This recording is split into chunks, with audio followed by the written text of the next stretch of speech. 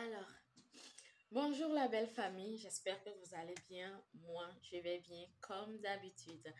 Aujourd'hui, je viens vous parler du salon de l'emploi en petite enfance et enseignement.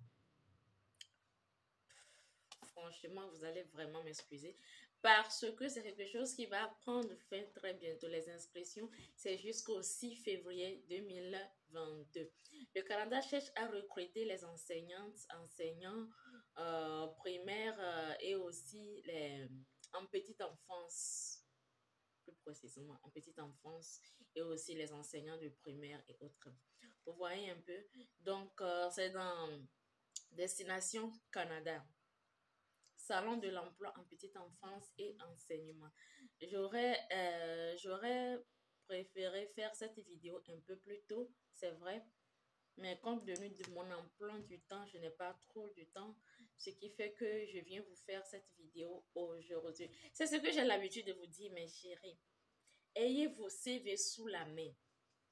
Ayez vos CV sous la main. Maintenant, si tu tombes sur cette vidéo aujourd'hui et que les inscriptions doivent prendre fin, excusez-moi, les inscriptions prendront fin le 6 février et que tu vois cette vidéo aujourd'hui, si tu as ton CV sous la main, immédiatement tu vas te lancer, c'est ça. Mais maintenant, toi qui n'as pas ton CV sous la main, comment tu vas faire?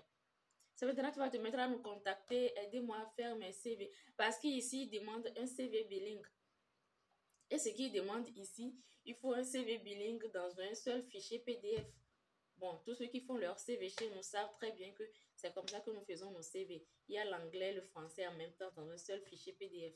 Vous voyez un peu? Donc, c'est ce qu'ils demandent ici. Quand tu soumets ta candidature avec un CV qui est en un seul format PDF, mais les deux versions dessus, ça va dans ton avantage en fait. Parce que ça peut tomber dans la main de quelqu'un qui connaît et le français et l'anglais, c'est bon, mais quelqu'un qui ne comprend pas bien le français, ton CV tombe dans sa main, c'est que c'est alléluia, ils vont te comprendre. Donc, je vais vous lire un peu, je vais vous dire un peu ce qui est écrit ici. Destination Canada Éducation s'adresse aux candidats francophones et bilingues avec une formation et de l'expérience en petite enfance, enseignement primaire ou secondaire ou enseignement du français langue seconde qui cherchent des opportunités au Canada. En parenthèse, hors Québec. On veut juste faire comprendre ici qu'on veut recruter, mais ce n'est pas au Québec, c'est dans les autres provinces du Canada. La participation est gratuite comme toujours et possible uniquement sur l'invitation. Elle est ouverte aux personnes déjà au Canada avec un statut de résident permanent ou un permis de travail, ainsi qu'aux personnes à l'étranger. Peu importe ton pays, tu peux postuler. Peu importe ton pays, tu peux participer. Tant pour moi. Pour participer, vous devez d'abord vous inscrire et télécharger votre CV au format canadien. C'est ce que je viens de dire. Toi qui n'as pas ton CV maintenant, tu n'as pas ton CV au format canadien. C'est maintenant que tu vas te lever. On vous dit toujours d'avoir vos CV sous la main. Tu peux être là comme ça, les choses vont te tomber dessus. Tu participes, tu postules. C'est ta chance, tu vois un peu. Un CV bilingue français-anglais donnera plus de visibilité auprès des conseils scolaires anglophones et les écoles de langue. Destination Canada Éducation. Vous pouvez vous entretenir en ligne avec des employeurs et postuler aux offres en éducation affichées sur le site. Par clavardage ou par visioconférence, tant pour moi.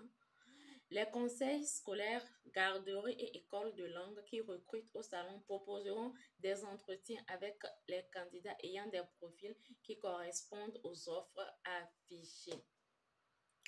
Pour avoir la chance de clavarder directement, il faudrait que vos CV soient attirants. Il faudrait que vos CV soient vraiment percuits en fait. Ayez de bons CV tout simplement. Ayez de bons CV. Donc, pour tous ceux-là qui vont tomber sur cette vidéo et qui sont dans ce domaine et qui veulent vraiment participer, écrivez-nous. Je mettrai dans la barre de description notre adresse, email et tout. On est d'accord? Vous devez avoir un bon CV. C'est pourquoi dans la plupart de mes vidéos, je parle toujours des CV, d'avoir vos CV type canadien sous la main. On ne sait jamais. Vous pouvez aussi échanger avec des représentants des provinces et des territoires du Canada, ainsi que des communautés francophones. Ils vous parleront de leur région, de leur collectivité et vous présenteront leur système d'éducation et programme d'immigration. Vous voyez, vous allez beaucoup apprendre pendant la conférence-ci et vous aurez même la chance, vous pouvez avoir cette chance-là d'être recruté immédiatement parce qu'ils veulent recruter des enseignants. Ceux qui travaillent dans la petite enfance, vous aurez comme CNP le 4214. J'ai plein de clients ici à mon niveau qui ont le CNP là, 4214. Pour ceux qui sont dans les enseignants en primaire, secondaire, vous pouvez avoir des CNP de 40, 21, 40, 31, 40, 32. Vous voyez un peu? Donc, du coup, mes chéris, je vais vous inviter à vous lancer. Je vais vous inviter à participer à ça, ok? Si vous avez des inquiétudes, dans tous les cas, je mettrai dans la barre de description, je mettrai le lien. Vous allez cliquer sur le lien et aller directement sur leur page. Inscrivez-vous, faites ce qu'il y a à faire. Ils ont bien précisé sur le formulaire d'inscription. J'ai le formulaire d'inscription devant moi ici. Avant de vous inscrire, je vais vous lire ce qu'ils ont dit. Ce salon s'adresse uniquement aux candidats francophones et bilingues avec une formation et de l'expérience en petite enfance, enseignement primaire ou secondaire ou enseignement du français langue seconde qui cherchent des opportunités au Canada. Vous comprenez avec moi? Si tu n'es pas dans ce secteur, si tu n'es pas dans ce domaine, mon cher, libère la place. Laisse la place à quelqu'un d'autre qui est dans ce domaine, s'il vous plaît. On est d'accord? Si tu n'es pas dans l'enseignement, si tu n'es pas dans tout ce que je viens de citer, c'est pas la peine de postuler. Ça n'ira pas loin. Tu vas plutôt bloquer la place à ces personnes-là qui sont vraiment dans le domaine. Avant de commencer votre inscription, prenez le temps de rédiger votre CV au format canadien et de trouver le code qui décrit le mieux votre profession ou métier dans la classification nationale des professions. Il s'agit du CNP. Les codes que je viens de citer, on parle de ça. Parce que en formulaire d'inscription, ils ont demandé tout ça. Tu vas mettre ton code, tu vas mettre ton poste. Ils ont demandé des choses comme ça. Donc, toi-même qui ne connais pas ton CNP, je sais pas, si tu as un projet d'immigration sur le Canada que jusqu'à présent, je ne connais pas ton CNP, c'est que tu n'avances pas. Mais en 2022, là, il faudrait que nous avancions ensemble. On a compris? C'est ça. Donc, arrivé sur le formulaire d'inscription, on a demandé nom, prénom. Je vais pas me mettre à tout lire ici. Je vous ai laissé quand même tout dans la barre de description. Vous allez remplir vous-même. On est d'accord? Donc, c'est ça. Ils ont aussi parlé des compétences linguistiques. Heureusement qu'ils n'ont pas demandé les notes, ce qui veut dire que ceux-là qui n'ont pas encore fait les tests linguistiques, c'est pas grave. Vous pouvez toutefois remplir là-bas. On est d'accord? On a aussi demandé pour l'anglais. On a demandé votre niveau le plus élevé, niveau de diplôme, bien sûr.